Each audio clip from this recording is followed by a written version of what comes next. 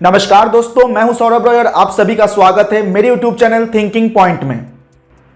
दोस्तों, कौन सा देश सबसे ताकतवर देश है? किस देश ने सबसे ज्यादा नोबेल प्राइज जीते हैं? किस देश ने सबसे ज्यादा ओलंपिक मेडल्स जीते हैं? किस देश की करेंसी सबसे ज्यादा ताकतवर है? किस देश के पास सबसे ज्यादा परमाणु हथियार है? किस देश की आर्मी सबसे ताकतवर है, जिनके पास सबसे अत्याधुनिक हथियार है? किस देश की कंपनियां सबसे बड़ी और सबसे फेमस कंपनियां हैं? दोस्तों, इन सभी प्रश्नों का जवाब एक ही है, वो है अमेरिका। अमेरिका का नाम सुनते ही हमारे दिमाग में एक ताकतवर और एक विकसित देश का छवि सामने आता है। दुनिया में चाहे कोई भी देश हो, कोई भी मसला हो, हर जगह पर अमेरिका का हस्तक्षेप होता ही है। अमेरिका में भी अगर कोई घटना घटती है तो उसका भी प्रभाव पूरी दुनिया पे पड़ती है। तो दोस्तों, अमेरिका एक सुपर पावर है, लेकिन क्या अमेरिका शुरू से ही एक सुपर पावर था? क्या अमेरिका कभी गरीबी और गुलामी में जिया था? क्या अमेरिका कभी किसी देश का गुलाम था, या अमेरिका शुरू से ही ऐसी ताकतवर था? दोस्तों, इन सभी प्रश्नों का जवाब हम आज इस वीडियो में जानने की कोशिश करेंगे। हम जानने की कोशिश करेंगे कौन सी ऐसी पॉलिसी है, कौन सी ऐसा स्ट्रेटेजी है जिसकी वजह से अमेरिका आज दुनिया का सबसे ताकतवर देश है, वर्ल्ड लीडर है। तो चलिए वीडियो को आगे बढ़ाते हैं। दोस्तों, साल 1492 में क्रिस्टोफर कोलंबस, जो कि एक इटालियन नाविक और एक्सप्लोरर थे, वे भारत की खोज में निकले। यूरोप से भारत की खोज में निकले। दोस्तों, इस बीच जब वो खोज में निकले तो यूरोप और एशिया के बीच में एक द्वीप में जाकर वो पहुंचे। क्योंकि क्रिस्टोफर कोलंबस कभी भारत नहीं आए थे और वो भारत को ही खोजने निकले थे, तो उनको पता ही नहीं था कि भारत कैसा है। तो वो जिस द्वीप पर पहुंचे उनको लगा कि यही भारत है, लेकिन वो भारतीयों के बारे में कुछ सुन रखे थे।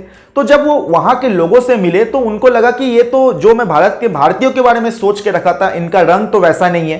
तो वो उन लोगों को रेड इंडियंस कहे, रेड इंडियंस का नाम दिया उस द्वीप के लोगों को। दोस्तों, वापस वो यूरोप गए और उन्होंने सबको कहा कि मैंने भारत को खोज निकाला है और भारत इस जगह पर है। दोस्तों, सबसे बड़ी बात यह है कि क्रिस्टोफर कोलंबस अपने मरते दम तक उस द्वीप को भारत ही समझते रहे। दोस्तों, सन 1503 में एक अन्य नाविक या एक्सप्लोरर उसी द्वीप पर पहुंचे, जिनका नाम था अमेरिगो वेस्पुची, और उन्होंने यूरोप में जाकर बताया कि भाई, जो क्रिस्टोफर कोलंबस ने जो द्वीप खोजा था वो इंडिया है ही नहीं, वो भारत है ही नहीं, वो तो कोई दूसरा द्वीप है। तो दोस्तों, उन्होंने ही पहली बार ये बताया यूरोपियन कंट्रीज को कि भैया, ये द्वीप जो है वो भारत है ही नहीं, और उन्हीं के सम्मान में उस द्वीप का नाम पड़ा अमेरिका। तो दोस्तों, अब अमेरिका के बारे में पूरी दुनिया को पता चल गई थी, और उस समय जो सबसे ताकतवर देश हुआ करते थे वो यूरोपियन कंट्रीज हुआ करते थे, जैसे स्पेन, इटली, ब्रिटेन, फ्रांस। ये सब देशों के बीच में एक होड़ मच गई क्योंकि आपको पता ही है कि उस समय में एक्सपेंशन अपने चरम पर था। हर देश अपनी सीमाओं को एक्सपेंड करना चाहता था, किसी देश पर हमला करके या स्ट्रेटेजिकली किसी भी तरह से दूसरे देशों को अपने साथ मिलाना चाहता था, और यही एक ताकतवर देश की पहचान हुआ करती थी। तो ये जो फ्रांस है, ब्रिटेन है, इटली है, इनके बीच में होड़ मच गई कि कौन अब इस नए द्वीप पर कब्जा करेगा। फाइनली ब्रिटेन को हाथ लगी अमेरिका। ब्रिटेन ने अमेरिका पर कब्जा कर लिया। दोस्तों, जैसे ही ब्रिटेन ने अमेरिका पर कब्जा किया, तो जैसे ब्रिटेन बाकी देशों के साथ भी करता था, वहां के लोगों को लूटता था, वहां के संपत्तियों को लूटता था, जैसे भारत के साथ भी किया था, ठीक वैसे ही वो अमेरिका के साथ भी करने लगे। और बहुत से यूरोपियन नागरिक भी अब अमेरिका में जाकर बसने लगे। तो दोस्तों, ब्रिटेन जो है, वहां के जो अमेरिका के जो मूल निवासी है, उनको शोषण करना चालू किया, उनके लिए बहुत सख्त नियम लगाना चालू किया, प्रतिबंध लगाना चालू किया। तो इससे धीरे धीरे जो अमेरिका के जो मूल निवासी थे वो लोग विद्रोह करने लग गए, वो ब्रिटेन के इस अत्याचार के खिलाफ विद्रोह करने लग गए। और दोस्तों, इस विद्रोह की वजह से आखिरकार करीब 150 साल की गुलामी के बाद 4 जुलाई 1776 को अमेरिका ब्रिटेन से आजाद हुआ। तो दोस्तों, अमेरिका ब्रिटेन से आजाद हो चुका था और अमेरिका को अपना पहला राष्ट्रपति या प्रेसिडेंट मिला। जॉर्ज वाशिंगटन को अमेरिका का पहला राष्ट्रपति चुना गया। दोस्तों, राष्ट्रपति बनने के बाद जॉर्ज वाशिंगटन ने अमेरिका को एक डेमोक्रेटिक कंट्री घोषित किया। अब अमेरिका में डेमोक्रेसी आ चुका था, और अब अमेरिका जो है, अमेरिका को तरक्की की राह पर ले जाना चाहता था। जो वहां के राष्ट्रपति है जॉर्ज वाशिंगटन, वो अब अमेरिका को वर्ल्ड लीडर बनाना चाहता था। तो दोस्तों, अमेरिका अब आजाद होने के बाद साम दाम दंड भेद की रणनीति अपनाया। वो अमेरिका को आगे तो ले जाना चाहता था, लेकिन उसके लिए जो भी करना पड़े, साम दाम दंड भेद, वो सब करने को राजी थे। अमेरिका ने बहुत से कंट्रीज को या तो हमला करके या तो जीत के या फिर स्ट्रेटेजिकली किसी ना किसी तरह से अपने साथ मिलाना चालू किया।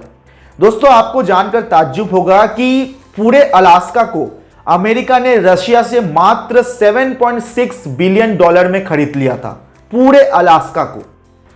दोस्तों, अमेरिका अब आजाद हो चुका था, वो अब एक डेमोक्रेटिक कंट्री बन चुका था और वो अब धीरे धीरे तरक्की की राह पर था। दोस्तों, धीरे धीरे वहां के जो प्रेसिडेंट है जॉर्ज वॉशिंगटन और वहां के जो सिस्टम है वो धीरे धीरे वहां पे इंडस्ट्रीज लगाना चालू किए, वहां पे रोजगार के नए नए मौके तलाशना चालू किए, टेक्नोलॉजी को जो है बढ़ावा देना चालू किया। और इसी बीच प्रथम विश्व युद्ध शुरू हो गया। 1914 से 1918 के बीच में प्रथम विश्व युद्ध हुआ। दोस्तों, इस विश्व युद्ध में अमेरिका ने सीधा सीधा भाग नहीं लिया, लेकिन अमेरिका ने एक बहुत बड़ा मौका इस विश्व युद्ध के माध्यम से तलाशा, जिसकी वजह से अमेरिका का किस्मत पलटने वाला था। उसने बहुत से देशों को हथियार सप्लाई करना चालू किया, जिसकी वजह से उसे बहुत बहुत लाभ हुआ। दोस्तों, प्रथम विश्व युद्ध के दौरान और उसके बाद में जो पावरफुल यूरोपियन कंट्रीज हुआ करते थे, ब्रिटेन, फ्रांस, आपका जर्मनी, इटली, ये सब युद्ध की वजह से इनकी जो आर्थिक स्थिति है वो धीरे धीरे डाउन होना चालू हुआ। बहुत से देश बर्बाद होने के कगार पर पहुंच गया, वहां के इंडस्ट्रीज बंद होने के कगार पर पहुंच गया। लेकिन अमेरिका दूसरी तरफ अपने देश में इंडस्ट्रियल रिवॉल्यूशन चला रहा था, वो इंडस्ट्रीज को बढ़ावा दे रहा था और वो इन देशों के मुकाबले इनका जो ग्रोथ रेट है अमेरिका का, वो बढ़ता चला गया प्रथम विश्व युद्ध के दौरान।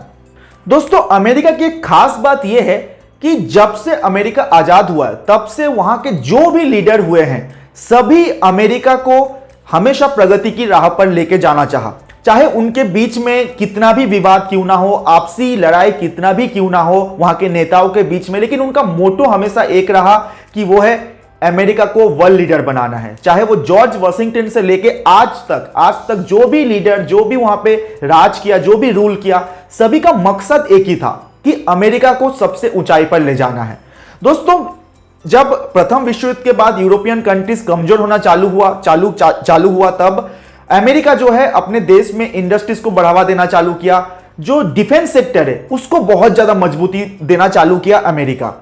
दोस्तों, इसके बाद फिर से 1939 में सेकेंड वर्ल्ड वॉर चालू हो गया। दोस्तों, सेकेंड वर्ल्ड वॉर में भी जो अमेरिका ने फिर से मौका तलाशा और जो मैंने आपको बताया कि डिफेंस सेक्टर को मजबूत कर रहा था अमेरिका अपने देश में, उसी की वजह से, क्योंकि सेकेंड वर्ल्ड वॉर चल रहा था तो हथियारों का जो खपत है वो बहुत ज्यादा हो रहा था और अमेरिका ने फिर से पूरी दुनिया को हथियार सप्लाई किया और इससे अमेरिका को बहुत ज्यादा जो है लाभ हुआ। और दोस्तों, इसी दौरान जैसे मैंने आपको बताया कि टेक्नोलॉजी को भी बढ़ावा दे रहा था, अमेरिका ने परमाणु हथियार भी विकसित कर लिया, जो उसने अपने मित्र देशों से भी छुपा कर रखा। जैसे रशिया उस समय अमेरिका का मित्र देश हुआ करता था, दोस्त हुआ करता था, लेकिन अमेरिका ने अपने इस प्लान के बारे में रशिया को भी नहीं बताया था। तो दोस्तों, एक तरह से अमेरिका जो है हर तरफ से, चारों तरफ से, हर सेक्टर में पूरी दुनिया से 2 कदम आगे ही चल रहा था, लेकिन ये चुपचाप, उसने कभी कोई घोषणा नहीं किया था कि हमने, या अपने प्लान के बारे में नहीं बताया था पूरी दुनिया को कि हम परमाणु हथियार बना रहे हैं या कुछ भी कर रहे हैं, लेकिन वो अंदर ही अंदर हर चीज में प्रगति कर ही रहा था। दोस्तों, ऐसा नहीं था कि सेकेंड वर्ल्ड वॉर में अमेरिका ने भाग नहीं लिया था, अमेरिका भी भाग लिया था, लेकिन अमेरिका को ना के बराबर नुकसान हुआ था। वही दूसरी तरफ जो यूरोपियन कंट्रीज थे, जो पावरफुल यूरोपियन कंट्रीज थे, उनका जो स्थिति है, दो विश्व युद्ध लड़ने के बाद उनकी स्थिति बहुत खराब हो चुकी थी। उनके जो आर्थिक स्थिति है बहुत खराब हो चुकी थी, उनकी जो सैन्य पावर है वो कम हो चुका था। लेकिन दूसरी तरफ जो है दो वर्ल्ड वॉर के बाद भी अमेरिका ही एकमात्र ऐसा देश था जिसका इकोनॉमी स्टेबल था। तो दोस्तों, इसी का फायदा उठाते हुए अमेरिका ने यूरोपियन कंट्रीज और खाड़ी देशों को अमेरिकन डॉलर में बिजनेस करने के लिए राजी कर लिया, क्योंकि अमेरिका का जो अर्थव्यवस्था था वो स्टेबल था। और दोस्तों, धीरे धीरे अमेरिकन जो डॉलर है वो पूरे एक वर्ल्ड करेंसी बन गया। मैक्सिमम देश जो है आज जो है अमेरिकन डॉलर में ही अपने देश का जो आप बोल सकते हैं जो ट्रेड होता है पूरे वर्ल्ड लेवल में, वो अमेरिकन डॉलर में ही होता है और इसकी शुरुआत हो चुकी थी सेकेंड वर्ल्ड वॉर के बाद से ही। दोस्तों अमेरिका शुरू से ही दूरदर्शी था। अमेरिका में जितने भी लीडर हुए उन सभी का मोटो यही था कि अमेरिका को सुपर पावर बनाना है, वर्ल्ड लीडर बनाना है। आप नोटिस करिए कि अमेरिका ने जो दिमाग वाले लोग हैं पूरी दुनिया के, उनका बहुत कद्र करते हैं। और आप एक चीज सोचिए, एल्बर्ट आइंस्टाइन जो एक जर्मनी के नागरिक थे, लेकिन उन्होंने जो अपना पूरा काम है वो अमेरिका में आके किया। एलन मस्क एक साउथ अफ्रीकन है, लेकिन उन्होंने अपना बिजनेस जो है अमेरिका में किया। दोस्तों आज दुनिया की बड़ी बड़ी कंपनियां हैं जो है वो अमेरिका के हैं, लेकिन उन्हें चलाने वाले दूसरे देशों के हैं। चाहे आप हमारे इंडिया के सुंदर पिचाई की बात कर लीजिए, वो इंडियन है लेकिन आज गूगल के सीईओ है। दोस्तों ये आज से नहीं, हमेशा से ही, शुरू से ही अमेरिका जो है, जो दिमाग वाले लोग हैं उनको अपनी तरफ आकर्षित करता है, चाहे उन्हें अच्छी सैलरी देना हो, चाहे अच्छी फैसिलिटीज देना हो, और उनसे काम लेके अपने देश की इकोनॉमी को बढ़ावा देता है, अपने देश के कंपनीज को बढ़ावा देता है। यह अमेरिका का शुरू से ही एक स्ट्रेटेजी रहा है, और ये इस चीज में बहुत से देश जो है मार खा जाते हैं। दोस्तों भले ही पेमेंट वो किसी भी एम्प्लॉय को, किसी भी देश के नागरिक को दे रहा है, लेकिन मेन जो उसका लाभ है वो हमेशा अमेरिका को ही होता है। दूसरे विश्व युद्ध के बाद जब जर्मनी का हार हुआ, तब जर्मनी का जो आपका जो स्पेस टेक्नोलॉजी था, जो स्पेस प्रोग्राम था, सबको अमेरिका ने हथिया लिया था। और उसी के दम पर आज जो नासा है, नासा उस समय बहुत एक बड़ी संस्था नहीं हुआ करती थी, लेकिन जर्मनी का जो स्पेस प्रोग्राम था वो अमेरिका से एक कदम आगे था। लेकिन जर्मनी के हार के बाद अमेरिका ने उस स्पेस प्रोग्राम और स्पेस टेक्नोलॉजी को हथिया लिया, और चंद्रमा पर सबसे पहले पहुंचने वाला अमेरिका ही है। और इसकी वजह से स्पेस सेक्टर में, स्पेस प्रोग्राम में अमेरिका पूरी दुनिया से बहुत बहुत आगे हो गया। अमेरिका शुरू से ही अपनी आर्मी को भी मॉडर्न करने में लगे रहा। अमेरिका शुरू से ही ये एक कदम आगे सोचता था कि फ्यूचर में किस टाइप के हथियार यूज हो सकते हैं, फ्यूचर में किस टाइप के लड़ाई लड़ी जा सकती है, और वो बहुत पहले से ही अपनी आर्मी को और अपने जो हथियारों को मॉडर्न करने की तरफ जो है हमेशा ध्यान देते रहा है। और ये अमेरिका को हमेशा फायदा रहा है, इस बात का फायदा हमेशा अमेरिका को मिला है, और इसी वजह से आज अमेरिका सुपर पावर है, वर्ल्ड लीडर है, और अमेरिका के आर्मी के साथ कोई भी भिड़ना नहीं चाहता है।